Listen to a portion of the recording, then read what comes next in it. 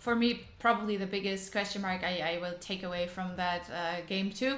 Let's see if they try to adapt. We have the side swap again, was to be expected. Blue side's always a little more comfortable, even though I gotta say, the longer a series goes, especially if we talk about best of 5s, I can't see games where teams that are with their backs against the wall that choose, you know, maybe we should go red side, maybe we should go for the counter picks. In this case, it's not gonna happen. In this case, TT are going for the blue side again. Bans adapted a tiny little bit, so let's see what that means for the first picks here. Trundle's been left open, Gwen's also been left open, which are two of the go-to picks. Rumble, you know, banned away on both sides, but I do think that the Gwen takeaway would be really solid if you know, either side wants to pick it up for themselves, especially with the Jacks taken off the board as well. Definitely feels like they were setting themselves up to take that pick themselves.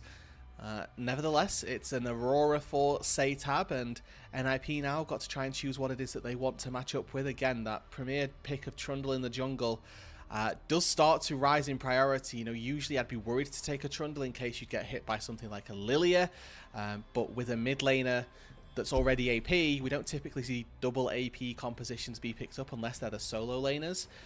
So I think that NIP are in a pretty decent spot to have protected or to have picked up this Trundle right now with this Gwen, and probably be happy that they've got it.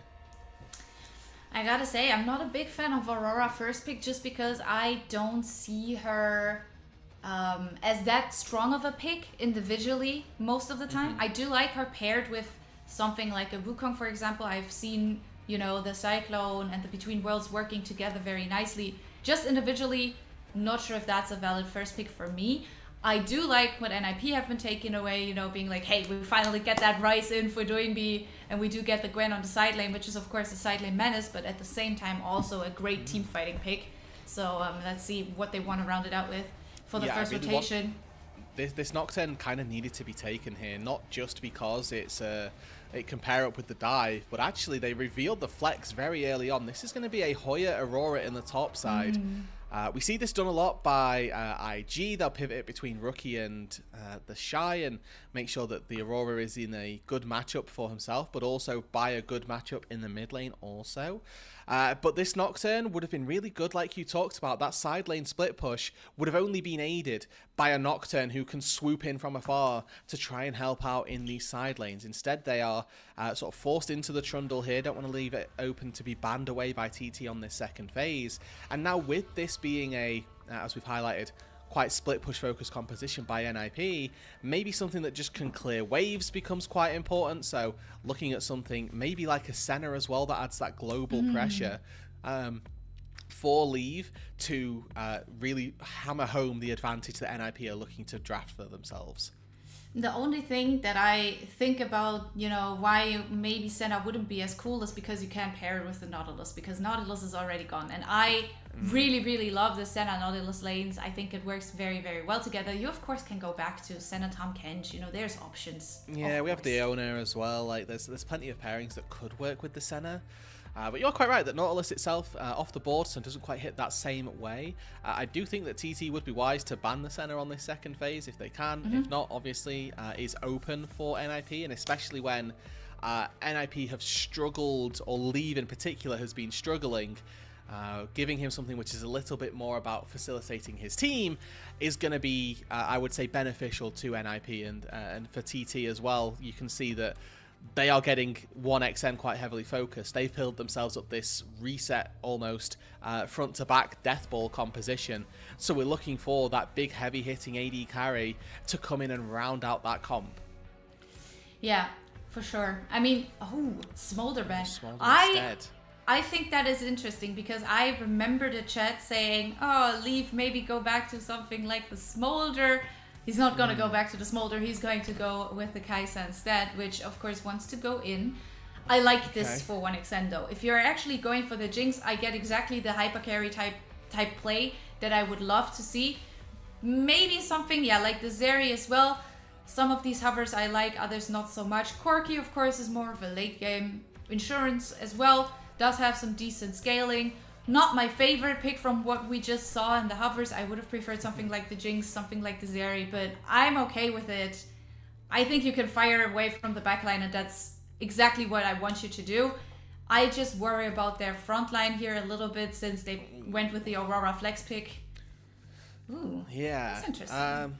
Nico gets locked in, so yeah, the worries about their front line definitely valid. Their tankiest member is Aki, and that's a scary statement to say as a TT fan. They've got no tangible front line. They are looking to blow up one target, maybe blow up a team fight, and have that be about all that there is for this. But NIP, right, they've drafted a massive sort of 1-3-1, move on to side lane, split push composition. The Blitzcrank gets locked in as an addition to that, where they've just got an insane amount of pick, an insane amount of burst potential.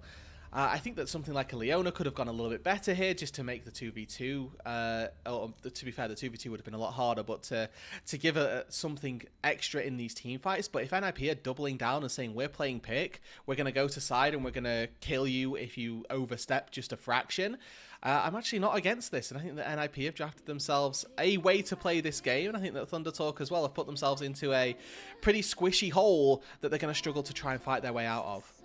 Yeah, squishy is the best word to describe it. Also, if I see Aki going for a jungle camp instead of a dragon fight again, in this scenario, when you're the front line, I will fly to China and throw some hands, because that's not cool. I don't want to be your ADC if that's happening. Yeah, why are we... I mean, yeah, looking for the flank, regardless, it's not looking great for Aki so far this in game number 2. But he's got a chance to make up for it here. Nocturne Orianna level 6 combo could very easily ruin a few holidays, if we put it that way, and make it so that there are some vacations on the Rift that are taken a little bit prematurely. With the Nico follow-up as well, definitely tools for big 5v5 skirmishes, but it's going to be a tricky game, especially with how squishy ThunderTalk are. I have a hard time deciding which draft I prefer, because I do like Nocturne Orianna generally. I just think the ball delivery system is always such a nice tool, you know, it just looks so good every time it works out. But because you're so squishy on the side of ThunderTalk, I think NIP maybe have an easier time actually playing out their comp. So let's see if they can make it work as we're going into game number 3, the last game of the day. And it's the all-deciding one.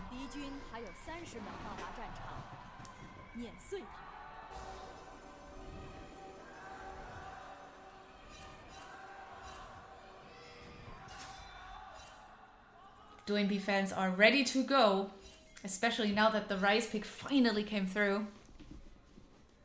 Niket doesn't know quite how close he was to being able to find a good hook here onto 1xN, who you can see is playing quite safely. You know, the default position is you want to try and sit in this tri-brush, but NIP moving quite early on, and like we said, discreetly or obviously safe positioning being used by 1xN.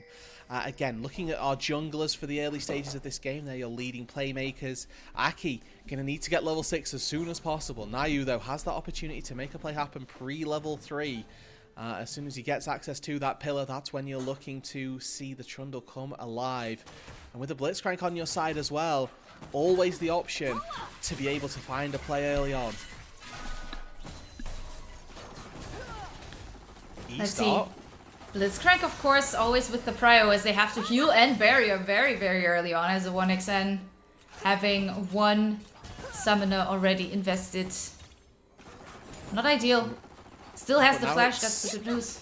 About this exit damage, how much can Feather and 1xN do while Niket can't apply that pressure? Now they know that he hadn't got hook level 1, they've got a chance. Level 2's going to ding, and not really an opportunity to find a hook. Potions are popped, Biscuits in Leave's back pocket as well, so he'll be able to sustain himself up a little bit, but the HP trade probably just about won by the bot side of ThunderTalk.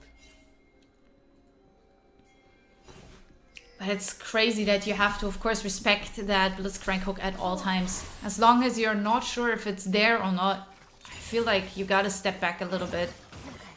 Because they do have some decent early game damage with Leave on the Kaiser as well. So definitely should be in a more comfortable position in this game than he was in the last game.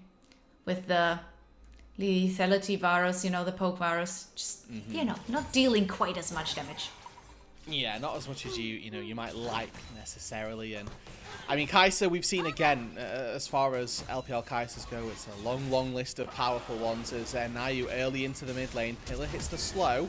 Yeah, coming through. Root comes through as well, and there goes the first blood over to Naiyou, and that's absolutely worth it. Investing the flesh and everything. I think taking the first blood, putting yourself in that comfortable early position, especially on a Trundle, that's a good thing. That's a nice thing that you want to do. And what did we say about the early game playmaking of these junglers? Naiyou, in the interview before the series, I've added a lot more aggression, a lot more control to our early game. Yes, he's done exactly that. He's found an early gank mid lane, and he's got the Trundle. We talked about Trundle versus Nocturne. Who's going to be able to do what? Pre-level 6, Nocturne doesn't really gank too well, but Trundle, when he gets that pillar, can do exactly that. The combination of hard CC from Doinb and the damage from an early game Trundle gives over more than enough tools to NIP to find that first blood and to begin setting up Doinb for a very good snowball. Yeah, I think snowball is exactly what you should fear on the side of NIP. But at the same time, I also want to point out a comment I saw in chat with, of course, that several champions on the enemy team on the side of NIP are able to just build Zhonya's and be okay, right? This is so true. They need to find the right angles, and I always hear this voice in my head that says, if the first Nocturne ultimate doesn't result in a kill, it's over. So let's see how that's gonna go. Oh, that was a beautiful pillar into hook play right there. The next route coming through, Doinb gets a kill of his own. That's the second kill going over to NIP, and this has been working wonders for them in this early game. The game might be over before the first Nocturne ulti comes through. Naiyou is running a muck on the Rift. He's got Niket able to pair up with him as well. And this Trundle Blitzcrank Bash Bros duo, they've got enough CC, they've got enough damage, and this is just foreshadowing, really, for the rest of the game. You move into a side lane, if you're not sat under your turret, and honestly, even if you are, this duo are going to be able to move around. Whichever of the carries they go to, be it Kai'Sa, Ryze, or Gwen, are going to have enough damage to help you take them down. As Leaf gets caught. For something here, but Leaf is fine. Has the cleanse. That's enough. Feather had to use the heal. But both of these bot lanes seem to be able to walk away from the situation. Maybe looking for something more. But it turns out to only be a ward in the tri-bush for the time being. Maybe now with Naiyou moving in as well, maybe they can go for another catch. But it doesn't seem to be the case. Yeah. So Dragon started up by Aki, doesn't really have anything to do on the map at this stage, has cleared the majority of his camps. Might look to try and recall after this and then start clearing top to bot side once again in lieu of that red buff, but the sooner this Nocturne, like we said, as soon as he can get level 6, the better. Sees that the crab is spawning on the bot side, so might try and stick around for that one, but with SeTab, still no flash in the mid lane. Uh-oh, here comes another hook. Oh! Why? Sidestep. Okay. Is that going to be enough, though? Looks good. Aki also there in order to maybe shadow him if necessary, so SeTab for the moment. Okay, rule of thumb for players of League of Legends around the world. If you are playing Blitzcrank and your mid laner has hard point and click CC, wait for them to use it. Niket rushed it, and it meant that they weren't able to find at least some really good chunk damage onto SeTab. They are now looking, though. They want to punish the return to the lane from Hoya. They're going to catch him on this timer. Hello! Oh, Hoya stepping forward. It's only getting slowed a little bit. Pillar now to buy some space as Niket has dropped down relatively low. Naiyou, I'm not sure you're allowed to take that camp. Yeah, doesn't look like it. I thought so. Because you still gotta respect Hoya a little bit. But Doinb had to go back to mid lane. Naiyou, though, starts up this red buff. Aki, he's level 6. Man, Nocturne, that's ding, pretty. ding, ding. Let's go. He's like, okay, if I can't get the Crocs, I will go for the buff. In the end, he realizes I can't play this, puts down the pillar, drags the buff away a little bit, which at least takes some tempo away from whatever Aki was planning to do. But no one ends up dying. I think that's good news for both teams, let's be real. Yeah, that's pretty much that.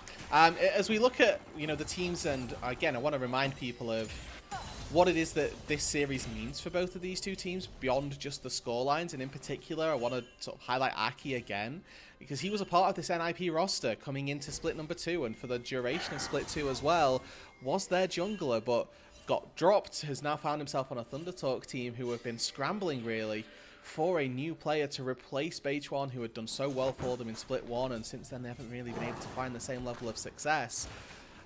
These two teams played each other just a couple of days ago, and we've so far followed the exact same trend of TT winning game 1 but not being able to convert on the series. And Aki in particular needs to show up in this series because there are a lot of critics, myself included, around his performance. And as we look at how well that maybe leverages into the mid lane, as SeTab now fought with Flash. Yep. Manages to make it out by shielding himself, so that's okay. Niket not quite there. I think if it was another 3v1 situation, that would have gone differently, but in this scenario, it's fine. We do see Aki, though, picking up all 3 of the Void Grubs and the first Drake, so I think that's a good sign, you know, just some proactive early game plays here, trying to secure some of the early objectives, giving your team a chance to, you know, scale into that. Scale with Dragon Stacking, maybe scale with the Void Grubs, playing through side lanes. Definitely not a bad call from Aki to go for those. But we can see that Naiyou is very active with these ganks, you know, always trying to find something across the map. Maybe that's something that Aki needs to do, especially with the ultimate being available. I'm just waiting for that first moment when the lights go out and they are looking for a catch. Yeah, that's the point really, is to wait and see where they can find this play. You probably want to do it pairing up with the Orianna, you know, get a little bit of a litmus test in, see how we got this combo down and ready to go into these team fights, because that's the real tool to success. But 1xN here, he's caught a little bit too far forward. Niket, ready. No, 1xN will end up going down. He tried to move out with the Valkyrie, but now he's, oh my god, he's getting saved by the ultimate. Alright, well, overall, not too bad for NIP, given how that could have gone and how it did go, because TT called the Avengers down to bot side. Feather comes in with Flash. Nocturne ulti comes and gets committed. Ori shows up as well. 1xN has to burn his barrier. Doinb burns his Flash. But I think that overall, a lot committed to that mid lane play, or to that bot lane play, excuse me, that really wasn't responded to as NIP. You know, they didn't really lose out on too much for the commit that they went for. A lot of time for Leaf to go in the mid lane, and now Solokill. Between worlds coming through. Solokill, of course, having used both the Ghost and the Needlework, should be just fine running underneath his own turret. So no more crazy shenanigans up there. Ult for ult trade. I think that's okay. Yeah, definitely do that. Doesn't feel like the Needlework was used as an offensive tool there, and now SeTab again still has Flash. Yes, getting rooted. Here comes the hook. Very nicely done. Waited long enough. Tries to kind of do the work with the shockwave as the pillar comes through. Now, come on, pick up the kill in the end. It is the Flash. And SeTab manages to stay alive. Now, GTP coming through. Maybe they can get something more as Hoya doesn't have the ultimate himself. Has, of course, just used that on the top side as Naiyou is now, yeah. He takes one melee creep. He's going to lose out on the dragon as well for this. So ThunderTalk actually going to get 2 Drakes to 0 in. They're getting really aggressive using this Trundle Blitzcrank duo, but I want to give credit to SeTab. They're holding his Flash for as long as possible, dodging away from the overloads and making sure that Doinb doesn't actually have the damage to take down the Ori. And then finally, only when it was absolutely necessary, did he end up flashing out to safety, baiting in Naiyou, and meaning that he ends up falling for the back half of this. The Drake falls as well, and it's off of some really good individual play by the TT mid laner, another player who has really fallen under a lot of criticism in recent weeks. For sure. Second Drake, therefore also going over to the blue side to TT. They have now gained their 3 early game objectives. It's of course a nice stack here for the Feats of Strength. And it's also some beautiful dragon stacking as a start to the game. Buying them some time, so even if they would fall behind a little later on, these 2 first Drakes that they have been able to get could buy them 10 important minutes in the later stages, as we're maybe seeing some action happening as SeTab has been aware and won't be. Naiyou is like a personal vendetta against Orianna in particular. Like the rest of the series hasn't really felt like SeTab has come under too much fire, but SeTab locks in Ori and all of a sudden Naiyou just sees red. Like immobile mid laner must punish as Doinb, you know, getting under a little bit of fire here. Hoya quietly, I will say, this game having a very solid performance. This Aurora B1, we weren't enthralled by it when we came into the draft, but ThunderTalk, knowing that they left Gwen open and that they actually had a decent answer to this Gwen, taking the Aurora early, it's done very well in the laning phase. Question becomes, can it do as well in these team fights? Oh, they're looking for a catch here. Lights are going out. Paranoia hits. They're going further forward. And that, of course, is a kill for Hoya. Nicely done. Quick pickings. Not the greatest timing with the I mean, the Herald is only in 1.5 minutes. There's no Drake, so yes, you get a catch, but it doesn't probably result in anything else. But it's still a catch, and it's still fine. Yeah, and what it means is next time round, they can look for maybe a bit of a better fight. Trade of ultis again between our two top laners. Seems like Solokill is, always going for the needleworks, and Hoya's quite happy to just use his in between worlds to get out to safety. And Solokill, tier 2 boots means that you can dodge out on skill shots a little bit better, but when you dodge them quite so deftly as that, it does always look very good. Solokill moving a little further forward underneath the turret here. Won't be able to pick up the plating. Just like that was very unlucky timing. I don't think he got the plating, and no, just in the second when he could have gotten it, the platings fell off. That's of course a bit unlucky to look at, but yeah, looking at this, not that much turret gold traded here so far. Wasn't really the biggest interest that teams were having. Again, this series for me about Aki and whether or not he can sort of show up his former team and make them regret dropping him, saying this was the mistake that you made on your journey into Group Nirvana. In this game in particular, has given himself a lot of resources. If you take a look at the CS numbers between him and the jungle, he's up 3, 4, 5 camps over his counterpart. Has that hex plate finished already, so he's going to be actually quite a bit of a nuisance when diving onto Doinb or leave. Ooh, Feather had to flash out, but should be fine. TT not quite able to pick up this turret in mid lane yet, but we can see that NIP of course picked up the first turret on the top side. Now Aki in a good position to still go forward with the Herald, because mid lane has been pushed out a little further. And that means another mutual objective going to the side of TT. Well, yeah, has to be a bit careful. People might be looking for a chase, but I think he can sort of smell it. Channels the TP, makes it out alive. And the Herald is going over. I think he'd done the hard work anyway, but they're looking to take this tier 1 turret as well. And I think that the extra member of Hoya actually means that they can take down this turret.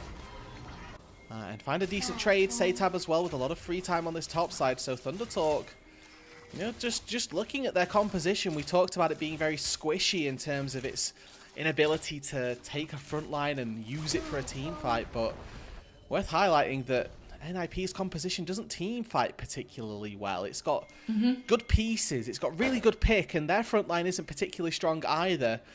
So the fact that TT are coming out ahead in these situations, and that in these side lanes, TT are finding more beneficial trades is pretty surprising to me, as we've got 30 seconds now on this Ocean Dragon. Reminder that TT are 2-0 up in that aspect, so it's on NIP to stop this Drake stacking.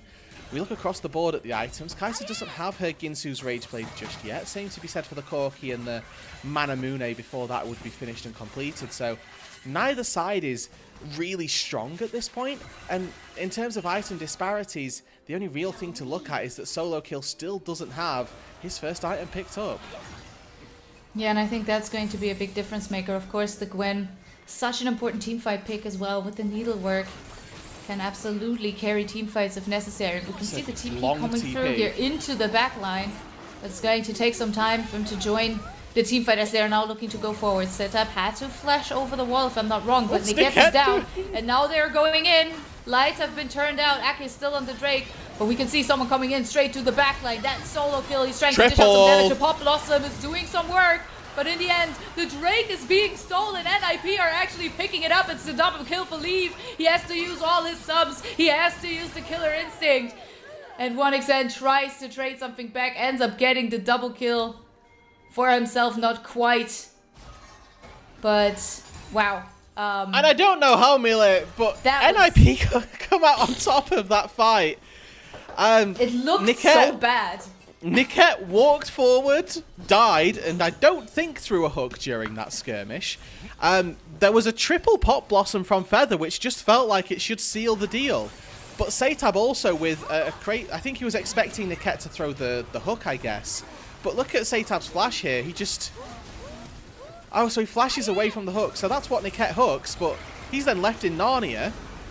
And then a shockwave that gets flashed away from you, thinking, okay, well, TT, they've zoned away some carries now. Maybe NIP's flank looks good. Feather, though, triple knock-up, but where's the follow-up?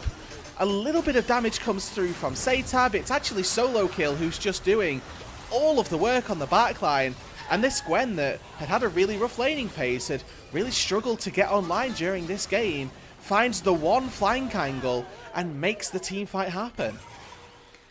Yeah, a little unlucky that Leaf stepped back up. I think he wanted to try and get the kill onto 1xN. In the end, had to pay it with his own life. But yeah, messy. Very, very messy. In the end, NIP end up stealing the Drake. They do get the kills. And they put themselves in a bit of a lead here for the moment.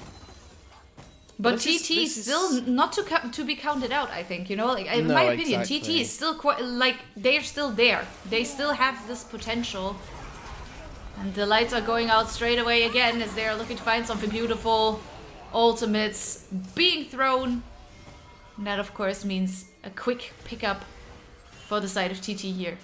Yeah, great knockwave combo from TT. Does end up taking down Naiyou. And now, is it Niket or SeTab who are caught here? I mean, that's definitely SeTab dead, which makes it a 1-for-1. Well. Yeah.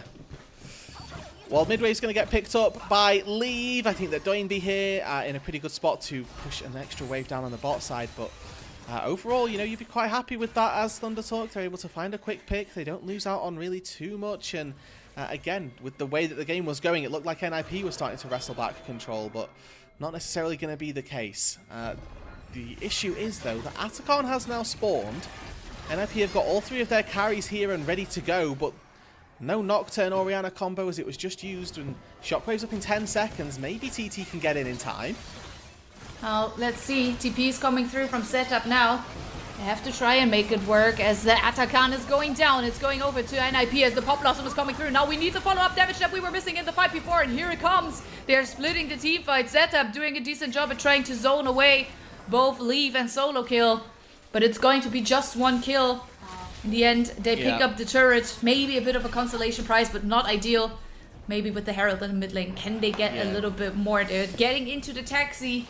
They are Ubering towards the turret, and it ends up going down. 3 Void Grubs, of course, helping a little bit there. Second charge should come through as well. Not quite hitting the smite there, but it's okay. It's okay. The turret still stands. I think NIP, they can take a breath. It's okay. Yeah, and I mean, that for TT is a very, very solid fight. You can see SeTab, this is all the way back. The initial combo that they went for, and then SeTab, I guess he's just recalling on a ward here. Yeah, he gets picked out by the Blitzcrank, and, you know, quite rightly, flashes ultis to interrupt, and didn't even throw the hook out, which is even more crazy as Niket finds a quick pick onto on for Solokill rather. But the fight afterwards, they're on the Atacon, don't get to see it. It's a 1-for-0, and NIP were more than happy to sort of sacrifice their Blitzcrank in favour of securing that Atacon. I think importantly, to take stock of how this game was going, normally when you see the Atacon go down, it heavily skews those Blood Roses, those petals into one team's favour, but 14-21 isn't a massive advantage either way. And it does speak to the fact that TT were doing very well before the Atacon has gone down. So not really in a bad spot for TT despite them losing the Atacon. They will struggle a little bit more in these longer drawn out fights. But around the Dragon in 13 seconds, Solokill once again TPing in to be a part of it. He's a little bit low. He's taking a small chunk of damage as Hoya is on a very weird flank angle. He's not going to get to reveal. He's going to have to reveal and they're going to know that he's here. But they need to wait for Leave to have committed, for NIP to have committed into this pit. He's TPing. Hoya's actually TPing from bot lane into the jungle. I mean, it's still interesting. They still don't quite know.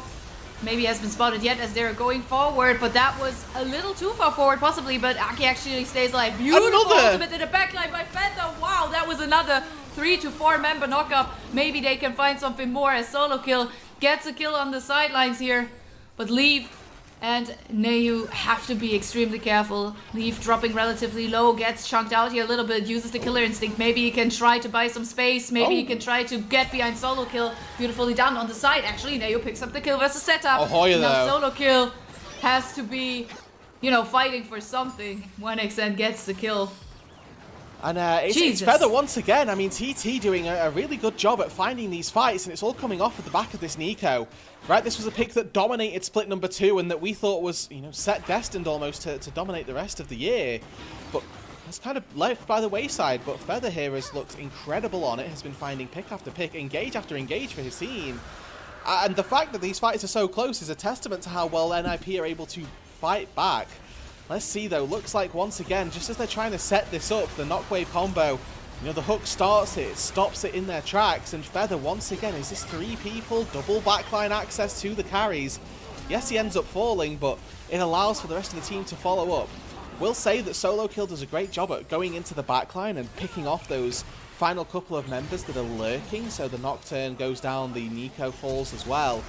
And then as soon as Solokill comes to rejoin the fight, you're thinking maybe the Gwen can have that impact, but the needlework, unfortunately, just a little bit too much. And Hoya, on this Aurora, I think that both of these top laners having stellar performances so far. What a roughie. It's, yeah, it's exactly as messy as I expected. We're in 25 minutes. The gold is almost dead even. There is a soul point on the side of TT, but for some reason that doesn't result in a giant gold lead, because in one way or another, NIP always find a way to fight back. So no one is actually in a strong lead here. Early on in the game, I highlighted that Aki had a decent advantage over Naiyou and that he'd given himself some decent resources to claw his way back into the game, and that for Aki in particular, this was really important. This was an organization he was a part of for 2 splits that they dropped him from. But now SeTab tries to TP. Oh no!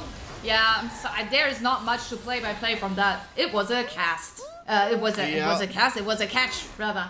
And now with Baron just spawning, SeTab getting picked at just the wrong time and attempting to TP out to safety, he's going to have no TP to get back into this fight. If TT can stall it, there's no knockwave combo, there's no disruption from the Orianna, but looks like TT have forced them to turn. Let's see, the lights are going out.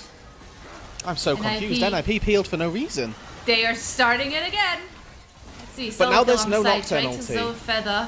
Maybe they can get something done as the Pop Blossom. He flashes it in. It's another beautiful 4-member knockup. But they can try and turn the fight around. Actually, the front line going down. That Solokill being deleted from the map. Maybe they have something left in their backs. 1xN trying to move forward. They have to catch Doinb here. Doinb dropping extremely low. He's dropping down further. But it's not going to be enough just yet. Hoya moving over the wall. Aki flashing forward. Gets the kill in the end. Now they are kicking up Naiyou in the tri-bush here. And now TT are going to take the Baron.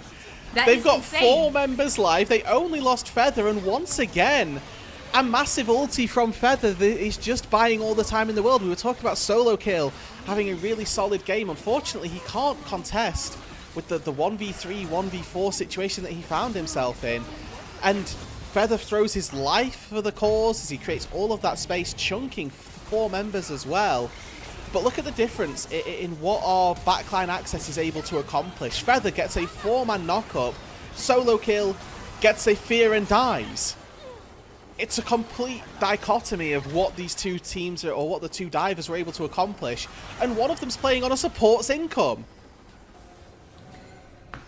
Look, I'm casting Prime League 5 out of 7 days a week, and I thought I've seen the worst. But holy damn. What is going on? It's been a while since I cast an LPL game, and yeah, the LPL is They're welcoming you back with action. They're welcoming you back with some good action. Lots of great fights, and you know, with NIP, you can never really count them out. And I think that with Rise for Doinb, you know, it's something that you're always going to have to factor in. But you know, I will call out that Hoya 3-0-8 on this Nico, or not this Nico, excuse me, the Aurora, having a very, very stellar game. You know, normally this is a pick that we've seen piloted by the Shy and by IG. Yeah. And it sometimes has this level of impact. Sometimes it has a complete opposite one where it just dies instantly. But Hoya is becoming a primary carry for this team, and he's really picking up the slack where SeTab has quite unfortunately been faltering. And I think it's amazing how they are working the ultimates together, because I remember in draft I mentioned that I, for example, really like the Between Worlds paired with the Cyclone. In this case, it's Feather going in with the Pop Blossom and then the Between Worlds going on top of that. And Hoya is almost always in the position to go in, get one kill straight away, and then go back out. And that is incredible. That's exactly theory, how you're supposed to do it. If they can link up all of those ultis, like a Shockwave in the middle of all of that, plus the Aurora, they could just wipe NIP before they even have a chance to take a fight. Well, they still need room to improve. As the Shockwave comes through, Niket is down once again. Ultimate being used doesn't bring Doinb too far away, but at least to a bit more of safety. As the clone is now walking forward and they are setting up to go for the next Drake. It would be the soul for TT. They definitely want to, play for that, not give it up. They've put themselves in a good position here as Leaf on the side, trying to engage versus Hoya here. SeTab also extremely low, and Hoya and SeTab are both going down. The question is, can the rest of the team actually still play this with the needlework coming through? Aki's not able to do anything. Now 1xZ and Feather are left to die. They are getting some kills back, but in the end, it is sadly the ace for TT. They've put themselves in a great position, but they just threw it away. They threw it over the whatever. They threw it away. A 4 versus 5 that NIP win. It's so counterintuitive, and unfortunately it's Hoya who throws it away. I've been singing his praises the entire game. I cannot believe it. Are they going to end here? There's 10 seconds on SeTab, 10 seconds on Feather, then they've got Trundle Kai'Sa. It's just over! They have the damage. I think it's over. The Nexus turrets are falling. Nexus is the last thing in their way, and they will just hit it. They don't even care about getting any kills on the board here, and they end up winning the series, even though they were in a bad position the entire game. I don't understand. I don't understand. Yeah, NIP, they come out on top, and that feels really bad for ThunderTalk because they were in such a strong spot. Right up until they lost the game. It's literally one of those games where they were winning and they were winning and they were winning and then they lost. And you try and put your finger on what happened. For TT, it's one really clear instance of I missed my skill shots, so we lost the game. Which is, it's rewarding in one aspect because VOD review's 2 seconds long, and it's demeaning in another aspect because you think, damn, if I'd have just hit this and I'd have one-shot leave, that we win the game instead. We find ourselves with the Dragon. It does really well, but NIP, they will take their victory. They'll go to 5-1. ThunderTalk will repeat history. They will lose another series up against NIP and cement themselves as the lower of the two teams to descend from Group Ascend. Yeah, I mean, again, you gotta feel bad for ThunderTalk after seeing them actually playing such a decent game, putting themselves in a good position. We've mentioned Aki, how important it was for him to show up, and I think he did that for a good chunk of the game. He did actually do a decent job. Maybe not every Orianna Shockwave delivery worked exactly how they planned it, but in my opinion, Aki was not the problem in this game at all. And then it's really just one fight, but from the perspective of NIP, that's amazing. You waited for the right moment, you got the fight you needed, you turned it around, and you won the series. That's incredible and puts them at 5-1. And from NIP's perspective as well, right? Like, they are a team that in this situation are down 5 versus 4, and they still have the heads-up knowledge to say, actually, I'm going to go forward here. We're going to look to dive the enemy and actually somehow come out on top of this situation. Like, Leave walking in, he should have got blown up by Hoya, but just missing out on a couple of skill shots means that Leave can then turn that fight back around, and despite all the dancing and all the in-between worldsing, he's not able to actually have the impact that we might have seen in previous team fights. NIP fight their way through, they have a massive team fight engagement and manage to come out on top of it. They use Solokill, use Doinb, and are able to take down 1xN as well. That's amazing. Honestly, I don't even want to look at the recap graphics. I'm worried. I'm worried of what we're going to see when we look at that, because an LPL gold graph. That's what we're going to see. Exactly. It's going to be a roller coaster. But apart from that, it's just very anticlimactic. Like that ending. As a play-by-play caster, you're there. You're like, I want to have that big finishing call. But that was just they ended.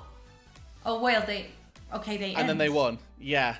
They had a good team fight, and then they won the game. And again, so underwhelming for ThunderTalk that's how they lose. So, quite exciting for the Ninjas in Pyjamas as they were probably shaking a little bit. Down 2k gold, running against the momentum of the game, and find themselves in a position where actually they're barely able to eke out a victory, and, good looks to them for doing it.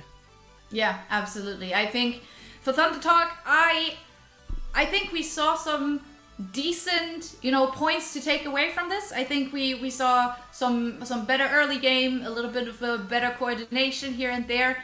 For Ninjas in Pyjamas, we also saw some of the similar issues we've seen in the past, few match days, even when they met the last time around, where they have the tendency to throw it away a little bit here and there. Yeah. So, yeah. Neither one of these teams giving us compelling arguments for their potential chances moving into the play-in stage. But, NIP, their scoreline reads 5-1, but the majority of their series are, getting quite close and a little bit shaky, let's say, that when we look and see them up against a team from Group Ascend, again, it's all about thinking about what the off-season looks like for these teams. If you look into the postseason rather of the regular season. Oh my god!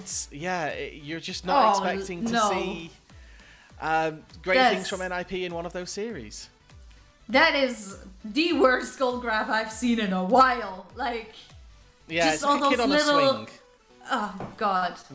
Push harder, higher, and then it keeps on going up and up and up, and then all of a sudden it's just a massive drop off and a plummet. And in a situation that NIP will be somewhat favourable and quite happy about. Yeah, we can see it.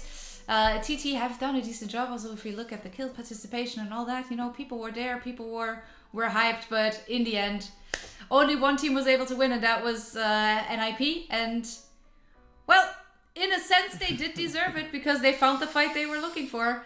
But it's a roughie.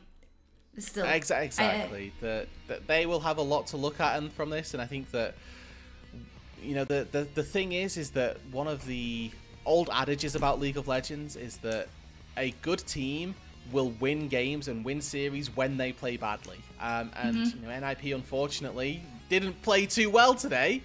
And they still won this series. Certain players playing better than others. I think that Leave, honestly, having some really disastrous moments throughout the entire series. We've got Solokill actually having a really solid performance in the back half of game number 3 here. But Doinb remains that consistent factor for NIP, and I think that him from the mid lane, not really too many criticisms that we can throw his way. I gotta say though, if I look at NIP and if we think about what's to come, if they actually make it into those play-in spots, I think they need to improve massively to have a shot, because winning a game like this against a team that is, of course, on paper worse than you, or like not as good as you, is in some extent it's also very lucky, right? Because I think as soon as you play against better teams, you will not get through with this. You will have to play cleaner in order to make it. Yeah, exactly. You're not going to get these same grace periods, let's say. Like you're not going to be given the same advantages and the same respect almost when you're playing up against one of these Ascend teams. If you make these mistakes up against a Weibo, an AL, whoever it is that we end up seeing in that 5th, 6th, 7th, 8th positioning, they're going to punish you for it. And that's the important factor. That NIP, they can make these mistakes now, but they need to be fine-tuned by play-ins. Yeah, 100%.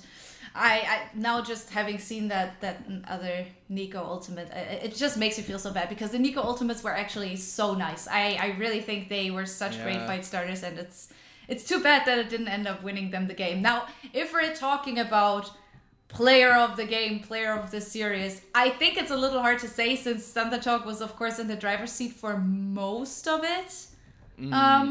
I think, the areas and times when NIP looked good, actually Naiyou might get a look in this time round. Solokill also, Doinb also, like there were a lot of really good team fights from that top side.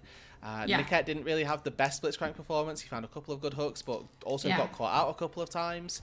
I'm actually a little bit curious as to who the LPL will look to and who they're going to give this to. I think the Solokill's got a really good chance here at it, but Naiyou as well. They're probably my top 2 for it. Well, let's see. I'm very interested to see, because I honestly couldn't decide. I think it's a bit of a hard decision to make, especially with how the game ended. It's just, you don't quite know where to look for that. So yeah, let's see who they come up with. They're still choosing. They don't know. Yeah, I mean, same. Let's see. It's a bit of a surprise. Let's see. Who's it gonna be? It's Leave. Huh. I don't mind it. But I'm also not convinced. Hey man, I mind it. This somebody's been robbed. Somebody's been robbed is all I'll say. Congrats to Leave for earning his MVP. Sure. Hey, you know, at least that's something here in today, because Yeah. we had a bit of a roughie, okay? Let's give him that. Let's give him that so he can have something to smile about. I don't know, guys. I don't know what to tell you. It's really just let's look at the standings and get rid of that thought in our head. Come on, let's look at the updated standings. As you can see, Group Nirvana hasn't changed too much. We have, of course, seen LNG pick up their first win, but that still means they're in 6th place, so no big changes there. And then TT still stuck in that 4th spot. With LGG losing, they weren't able to make it to that 3-3 themselves. So nothing crazy. This is now becoming a pretty important part of the split, where that loss for ThunderTalk gives Ultra Prime and LNG a little bit of hope that they can push them out and that they can push into 4th place. LGD also losing. Does this create a bottom 4 in the standings, or a bottom 3? LGD need to reset, need to bounce back pretty quickly, and try and give themselves a little bit of a buffer from the rest of the pack that are chasing them and trying to knock them out of split 3.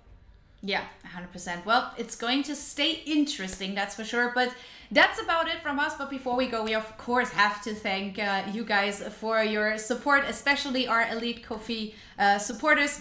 Aaron Soup, Meng, Forest Without, owners of Asimiria, I hope I said that right. I'm just not good at reading names. They pledge financial contributions to help level up the broadcast and give back to the cast, crew, and to everyone here who strives to give you an LPL English product every single day. And I think you guys are doing a great job at that. So shout outs to you guys for helping out. Shout outs to the production for rocking the broadcast with us today. And of course, thank you so much, Root, for being my partner in crime today. It was a lot of fun, and I hope you guys have some good shows coming up. Anything in particular you're excited about for the next few match days?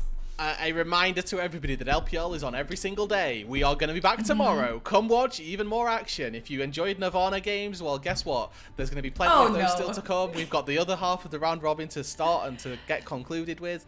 And then we've got a lot of Group Ascend games still to go as well. Ascend are a little bit further behind in terms of the schedule, but they've got lots of games still to come as well. BLG are on a winning spree. Top Esports look like they could be slightly back. There's a lot of good stories to follow on both ends of the scale. Yeah, 100%. So definitely make sure to check that out. Follow the LPL English on social media if you want to stay up to date. Maybe you're missing a day here and there. The highlights will be on there, so I'm definitely checking out those highlights all the time. So make sure to follow them, join the Discord, support the stream. I know everyone here appreciates it a lot. And that's it from us for the day. See you guys tomorrow. Well, not me, but everyone else will see you tomorrow. And enjoy some more LPL action in the days coming up. Goodbye.